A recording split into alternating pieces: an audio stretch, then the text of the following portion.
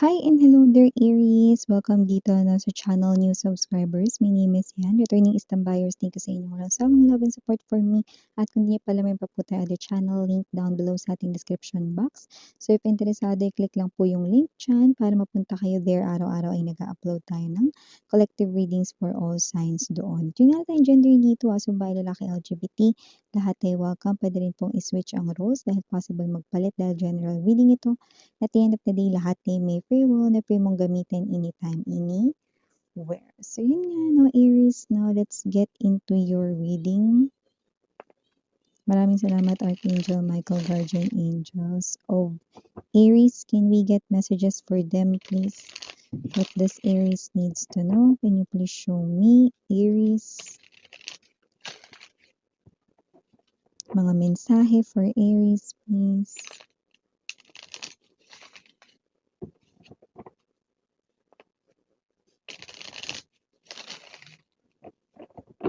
Okay, so let's go ahead and check this mga mensahe para sa'yo, Aries. So guys, meron kayo ritong energy ng 5 of Wands, 2 of Wands, King of Wands, 7 or Chariot energy, spiritual number 7 right here, 9 of Coins, 9 of Wands. Could be seeing a lot of number 9s but doesn't have to be. One of your manifestations ay coming true. And now you have the 999. Yun. So, spiritual number 7, mukhang meron ditong energy, no, ng posible rito na ang bagay rito na minamanifest mo ay may kinalaman sa either travel, pwedeng makakapunta ka na doon sa lugar, no, na gusto mong puntahan at ang maganda rito, halos libre yung nakikita ko rito, no, para sa'yo, Aries, no, parang makapunta ka doon ng hindi ka talaga as in gagastos talaga, no, parang ito ay klase ng blessing na kunwari yung company outing niyo doon pala, no, so whatever the case may be ganun, no, yung halos wala kang gagastusin, no, tapos pwede mo pang itabi ang pera mo na yan sa ibang bagay or baka sa next plano mong puntahan, yan 'no. O yung iba hindi tungkol sa travel dito, pero maaaring kung ano 'to na mina-manifest mo ay may kinalaman rito sa gusto mong bilhin.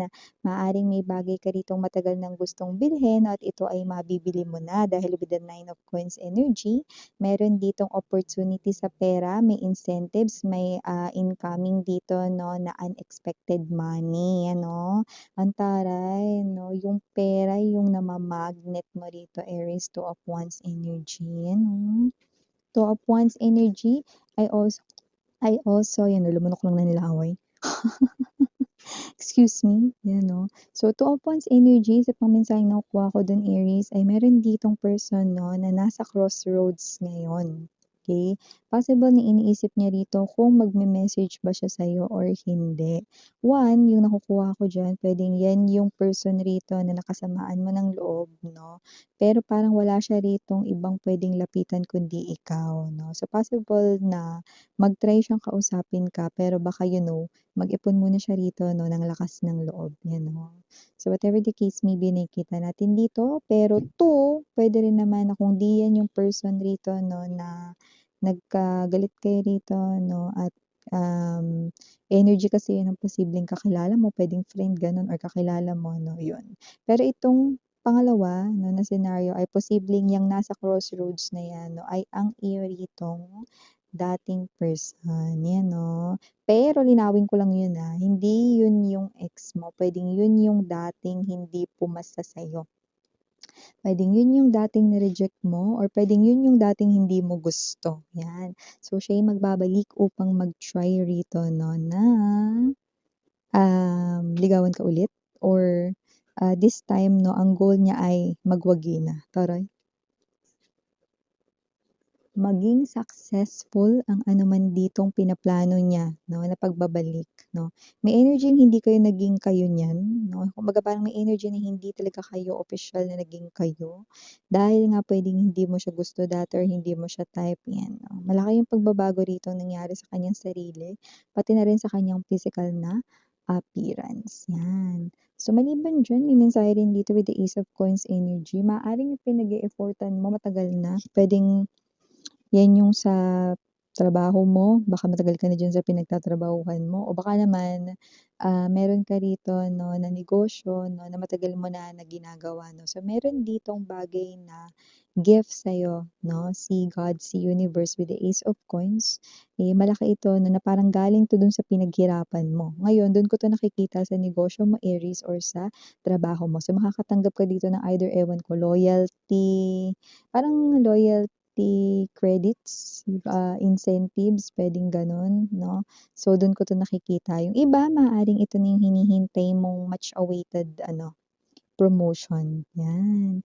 So maliban diyan may energy rin po rito Aries 'no, that with the Eight of Swords energy, possible na maaaring meron ditong pakaisipin kayong sitwasyon sa mga darating dito na linggo. Maaaring 'yan yung bagay na parang feeling mo wala ng solusyon 'no, pero nakikita ko may tao ritong tutulong sa'yo. Okay, someone rito 'no, na hindi mo ine-expect na tutulong sa'yo, ang tutulong sa'yo diyan. Matatapos din 'yan 'no, gano'n naman talaga yung problema, papansin yung mga problema na 'yan. Kasi once na 'pag nag-isip ka ng problema, puro problema na yung isip mo, "Hala, paano 'to?" Ganyan. Hindi ka na nakakapag-focus dun sa solusyon with the Hermit energy, okey? Pero dito may to the rescue, hindi magtatagal yang problema mo na yan, matatapos din yan, okey? Mawa-wash out yan, Aries, kasi may tutulong sa'yo dito, okey? Yun ang nakikita ko. So, maliban diyan may energy rin dito 'no, that with this Nine of Coins energy and the Nine of Wands 'no, mukhang maganda yung energy flow ng kaperahan mo sa mga darating rito na mga buwan. Pero mukhang ang hindi maganda lang na parte, meron na agad nakaabang. Ang taray, may nakaabang na agad 'no, kung sino man ito 'no, mukhang alam niya kung kailan ka sumasahod. Mukhang alam niya rito yung nangyayari sa life mo, nakaabang na siya rito 'no, na mangutang sa'yo 'no or ng manghingi, gano'n. Okey? So, yung nakikita natin dito, 'yan. Kung sino man 'tong energy na 'to 'no, this person right in here 'no, ay meron na namang naiisip rito 'no, na bagay na pangsarili na naman.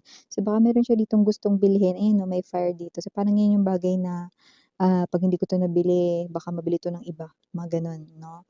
Pero hindi niya 'yan mabibili dahil sa sarili niyang pera kasi puwedeng wala siya nun or kulang pera niya 'no. So, kaya nakikita ko rito na ikaw iniisip niya kasi ikaw yung may perang parating, ayun. Okay. Speaking of perang parating, meron din ditong new love na parating 'no, at mukhang mami-meet mo 'yan sa iyong work or trabaho. Doesn't have to be na makakatrabaho mo 'yan, pero puwedeng mga babes 'no, habang nagtatrabaho ka makikilala mo 'yan, 'yan. Paano i-miss 'yan? Hindi ko katrabaho pero makikilala ko. Ganito, kunwari working hours mo, lumbas ka, nag-field work ka 'no, tapos sa labas 'no, example lang 'to, puwedeng meron kang nakausap 'no, tao rito na tumulong sa'yo or baka nagtanong ng daan, mga gano'n, okey? So, parang gano'ng klase ng eksena, okey? Example lang 'yun, Yung example mo minsan laging sa K-drama, eh, 'no? Oo, para madali ninyong ma-pick up 'no, nanood rin kayo nun, love ko. O maliban diyan, Aries, nakikita ko rin dito mga babes that with the Hermit energy, possible rito 'no, na may mga ideas at, mga concepts ka 'no, na maiisip rito habang kasagsagan ng iyong tulog. Paano i-miss 'yan? Eh, posible kasing magising ka rito ng mga around 2 AM 'no, between 2 AM, 5 AM, 'yan 'no. May mga maiisip ka diyan. 'Di ba kasi usually kapag ganyang oras antok-antok ka pa ta's parang wala ka pa masyadong maisip dito, iba, marami kang maiisip diyan. Kunyari tipong nagising ka ta's gusto mo uminom ng tubig 'no, ang dami papasok sa isipan mo. Isulat mo 'yun, Aries 'no, kasi nakikita ko makatutulong 'yan sa negosyo mo or sa trabaho mo. 'Yan ay, gift sa'yo ni universe 'no. Actually mga babes 'no, yung mga oras na 'yun, yung 2 AM to 5 AM na 'yun, 'yun talaga yung mga oras na, yung ating mga, divine unseen forces, mga guardians 'no, ay nagpapadala ng mga mensahe for us, okey? Kaya 'yun nga 'no, dapat tayo ay maging bukas 'no, hindi yung, "Ay 2 AM tulog na ako ulit."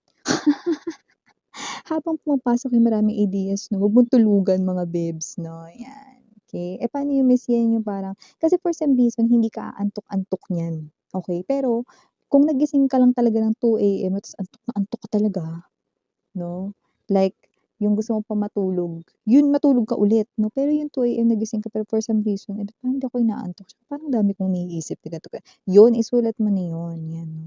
Mas maganda sinusulat 'no, kasi nakikita ko makatutulong itong mga bagay na ito sa iyo, sa negosyo mo 'no, or sa iyong mga parang mga binabalak rito na may kinalaman sa kaperahan 'no, yan. And also nakakita rin ako ng energy rito 'no, na posibleng meron dito na makita mo ulit yung gamit na matagal mo ng hinahanap 'no. Ganun talaga kapag 'di mo hinahanap lalabas. Eh, so hindi ko alam kung magge-general cleaning ka ba rito or merong maglilinis rito kaya yun lalabas, yan 'no. Definitely nakikita kong iingatan mo na 'to now 'no, kasi nakita ko rin talaga yung panic mo nung nawala ito, eh, 'no. Akala mo nawala mo yan somewhere sa labas, sa public places, hindi, nasa bahay mo lang pala. Oo, ganun talaga yun 'no, yung hinahanap mo nasa loob lang ng bahay niyo. Pero at least you will have that sense of relief, okey? Importante rin kasi sa'yo may sentimental value ang bagay na yun. So anyways, ito yung mga mensaheng nakuha ko for you guys again, Miriana on me. Sana ngayong love and light, ayun.